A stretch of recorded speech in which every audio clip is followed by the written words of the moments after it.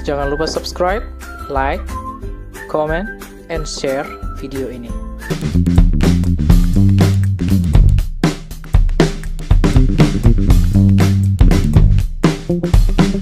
Warahmatullahi wabarakatuh. Yang lalu, Ananda sekalian yang saya banggakan, semoga kesempatan ini masih tetap sehat walafiat sehingga tetap dapat kita mengikuti materi-materi ekonomi. Sekarang ini saya akan menjelaskan tentang fungsi permintaan dan penawaran serta harga keseimbangan. Yang lalu saya sudah tugaskan untuk mencatat materi ini sehingga Ananda sekalian bisa mempelajari sebelum saya menjelaskan. Itu tujuannya saya menugaskan lalu untuk Anda mencatat pada buku catatannya masing-masing. Jadi tentang fungsi permintaan dan penawaran ini serta harga keseimbangan tentu adalah materi yang sangat esensial sekali, sangat penting sekali, karena nanti kita akan melakukan atau menghitung tentang fungsi permintaan dan fungsi penawaran ini.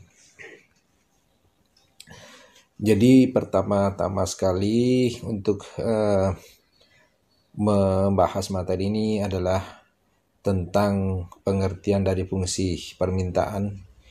Jadi permintaan ini adalah suatu barang di mana dipengaruhi oleh berbagai faktor.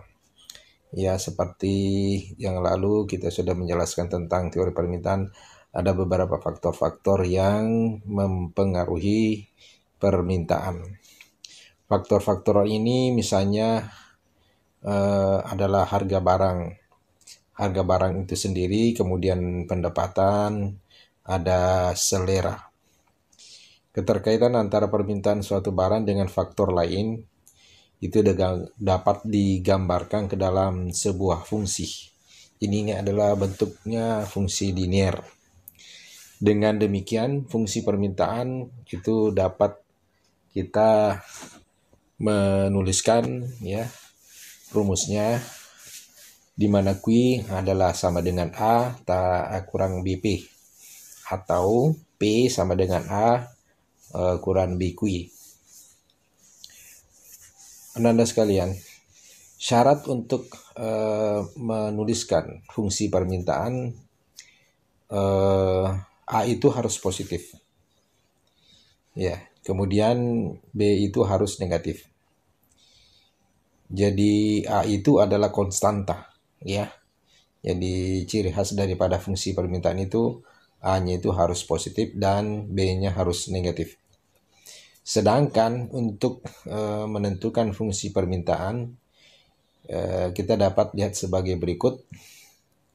Ya, jadi untuk menentukan fungsi permintaan kita bisa lihat sebagai berikut. P dikurang P1 sama dengan P2 dikurangi P2, P2 dikurangi dengan P1, ya.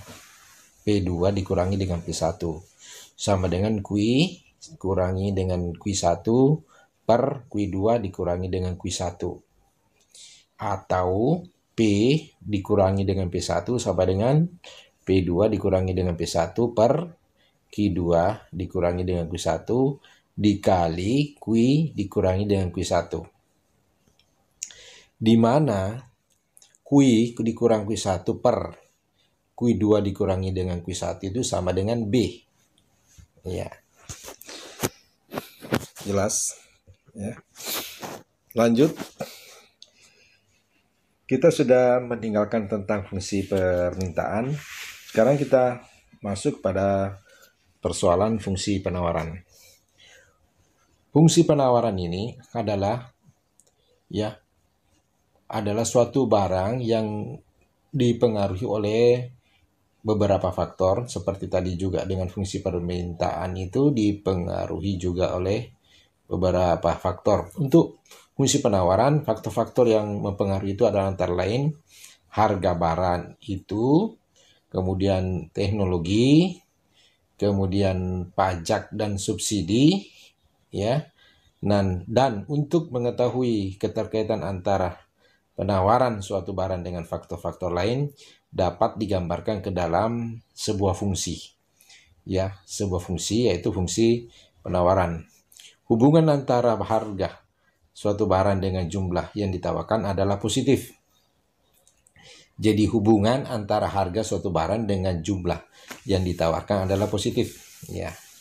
Kalau dulu kita menggambarkan kurva kan dia berbanding positif ya, berbanding lurus ya. Kalau harganya naik, maka jumlah yang ditawarkan juga naik. Kalau permintaan untuk menggambarkan kurvanya itu dia berslop negatif ya. Jadi dia berbanding terbalik. Jadi kalau misalnya harga barang itu naik, maka jumlah yang diminta turun. Begitu pula sebaliknya. Ya. Dengan demikian, fungsi penawaran kita dapat menuliskan rumusnya sebagai berikut. Q sama dengan A tambah BP. Atau P sama dengan A tambah BQ. Nah, syarat mutlak, ya, jadi ciri khas daripada fungsi penawaran atau syarat mutlak fungsi penawaran, A boleh positif, boleh juga negatif. Kemudian kalau B-nya harus positif. Iya, itu ciri khas. Sedangkan menentukan fungsi penawaran, caranya sama dengan fungsi permintaan tadi. Jadi untuk menentukan fungsi penawaran sama caranya tadi dengan menentukan fungsi permintaan. Kita lanjut siswa sekalian. Kita masuk pada keseimbangan pasar atau market equilibrium. Keseimbangan pasar. Keseimbangan pasar terjadi apabila jumlah barang yang diminta oleh pembeli atau konsumen, jadi pembeli atau konsumen, sama dengan jumlah barang yang ditawarkan oleh produsen. Jadi di sini siswa sekalian, kalau permintaan itu diwakili oleh pembeli, kalau penawaran itu diwakili oleh penjual. Jadi rumusnya QD sama dengan QS atau PD sama dengan PS. Jadi QD quantity demand sama dengan quantity supply, atau PD itu price demand, price pada fungsi permintaan sama dengan harga pada fungsi penawaran. Iya. Kita lanjut. Ini contoh soal. Ini pada harga rupiah misalnya, per unit jumlah barang X yang diminta 10 unit dan yang ditawarkan oleh produsen barang X tersebut 15 unit. Sedangkan pada harga 8 rupiah per unit, jumlah barang X yang diminta 16 unit dan yang ditawarkan 11 unit. Di sini kita bisa lihat ada P1-nya, ada P2-nya, ya. P1 maksudnya adalah harga barang mula-mula, kemudian P2 adalah harga barang yang kedua. Kemudian Q1 adalah jumlah barang yang diminta pertama, dan Q2 adalah jumlah barang yang diminta kedua. Atau itu pada fungsi permintaan. Kalau penawaran, P ada harga mula-mula, P2 adalah harga yang kedua, kemudian Q1-nya itu adalah jumlah barang yang ditawarkan mula-mula, dan Q2-nya adalah jumlah barang yang ditawarkan kedua. Sehingga kalau kita sudah mengetahui P1-nya berapa, P2-nya berapa, Q1-nya berapa, Q2-nya berapa, maka sudah dapat kita menentukan, sudah dapat kita mensubstitusi ya ke dalam rumus persamaan fungsi permintaan dan penawaran. Nah, sekarang muncul pertanyaan. Ini satu soal, ini ada 4 pertanyaan. Pertama, tentukan fungsi permintaan dan terhadap barang X. Kemudian tentukan fungsi penawaran barang X. Kemudian ketiga, tentukan harga dan jumlah barang keseimbangan pasar barang X. Kemudian yang keempat, gambarkan grafik atau keadaan keseimbangan atau harga pasar itu. Jadi satu soal ini ada 4 pertanyaan bisa muncul. Dengan begitu otomatis juga nanti jawabannya adalah 4. Kita lihat kurva harga keseimbangan itu. Sebelum kita menggambarkan kurva keseimbangan harga, maka tadi penyelesaiannya sudah diketahui dari soal yang kita munculkan tadi. Kita lihat tadi QD-nya 1 adalah 10, QD 2 adalah 16, ya. Kemudian P1-nya 10, kemudian P2-nya 8, kemudian QS1 15, QS2 11. Jadi QD adalah quantity demand pertama, berarti jumlah barang yang diminta pertama, ya. Quantity demand 2 adalah jumlah barang yang diminta kedua, itu ada 16. Kemudian quantity supply 1, QS1, itu adalah jumlah barang yang ditawarkan pertama. Kemudian QS2 adalah jumlah barang yang ditawarkan kedua. Sehingga untuk menentukan fungsi permintaan terhadap barang X, ini tadi kita sudah substitusi ke dalam rumus, ya. Sehingga P dikurang 10 per 8 kurang 10 sama dengan Q dikurang 10 per 16 dikurang 10. Sehingga P kurang 10, ya. Kemudian tadi 8 kurang 10 berarti min 2 sama dengan Q kurang 10 tetap. Kemudian 16 dikurangi dengan 10, jadi tinggal 6. Ini dikali silang ini. Ya, ini dikali silang. Iya.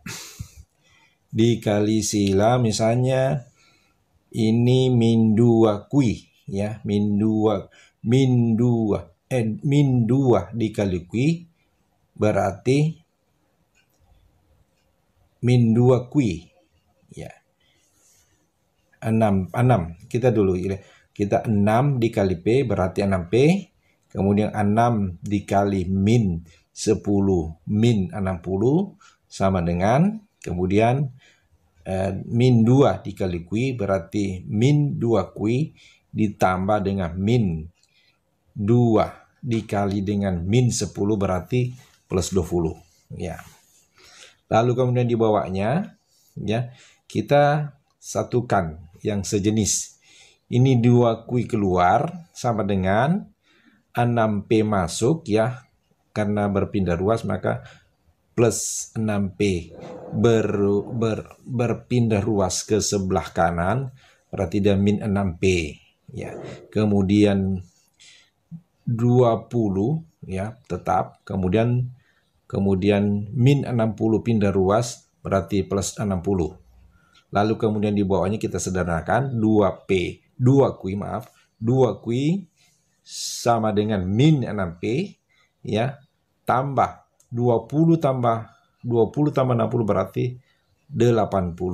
Nah, sehingga sudah kita menentukan fungsi permintaan, yaitu 2Q, ya, tadi sama dengan min 6P tambah 80. Berarti untuk menentukan fungsi permintaannya berarti Q sama dengan min 6P tambah 80 per 2. Ya. Jadi 2Q itu jadi pembagi. Jadi fungsi permintaannya Q sama dengan min 6P tambah 80 per 2 sehingga, ya, fungsi permintaan kita bisa menentukan adalah Q sama dengan 3P Q sama dengan min 3P tambah 40, ya. Jadi nilai B-nya 40, ya, dia plus, kemudian B-nya itu, ya, yang min 3P. Iya, jadi boleh Q sama dengan 40 dikurangi dengan 3P. Oke, kita lanjut untuk menentukan fungsi penawaran.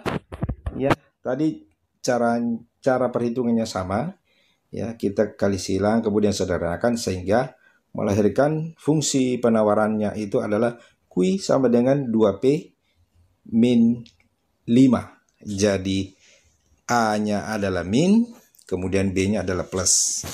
Itulah menjadi syarat mutlak ya dari fungsi permintaan dan fungsi penawaran tadi. Sekarang kita melihat grafik harga keseimbangan dari fungsi permintaan dan fungsi penawaran yang kita sudah tentukan tadi. Ini jawaban nomor 3. Tadi adalah menentukan keseimbangan pasar. Berapa nilai Q-nya, berapa nilai Q-nya, dan berapa nilai P-nya. Tadi kita sudah menemukan fungsi permintaan dan fungsi penawaran. Sehingga P-nya itu 9 ya. Dari perhitungan ini P-nya harganya 9, kemudian Q-nya adalah 13.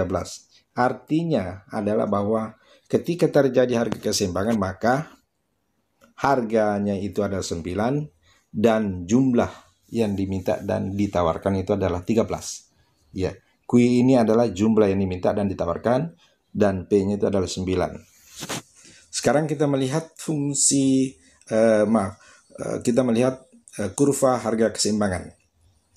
Ya, inilah keseimbangan pasar terjadi pada harganya 9 dan Q-nya adalah 13 ya. Jadi P-nya adalah 9, kemudian jumlah yang diminta dan ditawarkan adalah 13. Ya. Ini adalah harga keseimbangan sebelum pajak. Ya. Jadi nanti pada harga keseimbangan setelah pajak ini lagi berubah ini. Ya. Berubah. Jadi kalau ini yang kita lihat adalah harga keseimbangan sebelum pajak. Ya. Kalau ini garis yang kuning ya. Untuk menentukan titik koordinat itu adalah kita melihat daripada fungsi permintaannya ini adalah yang merah, kemudian fungsi penawaran itu adalah yang kuning. Fungsi penawaran itu Q sama dengan min 5 tambah 2P, sedangkan fungsi permintaannya ini adalah yang merah ini adalah QD sama dengan 40 dikurang 3P. Demikian siswa sekalian tentang fungsi permintaan dan fungsi penawaran. Kemudian tadi ada contoh soal untuk menentukan fungsi permintaan, untuk menentukan fungsi penawaran, kemudian harga keseimbangannya pada P-nya berapa, kemudian jumlah yang diminta dan ditawarkan berapa. Demikian untuk penjelasan fungsi permintaan, fungsi penawaran. Semoga kita bisa melihat ya, mencermati materi yang kita sudah catat, dan saya jelaskan ini. Kalau ada hal-hal yang mau ditanyakan boleh saja disampaikan pada grup WA WhatsApp kita, sehingga kita dapat memahami betul tentang fungsi permintaan, fungsi penawaran ini. Dengan demikian, setelah ini ke depan atau tugas berikutnya sudah dapat saya mengirimkan soal tentang fungsi permintaan dan fungsi penawaran sampai pada harga keseimbangan. Siswa sekalian, demikian. Atas perhatiannya saya ucapkan banyak terima kasih. Billahi taufik wal hidayah. Assalamualaikum warahmatullahi wabarakatuh.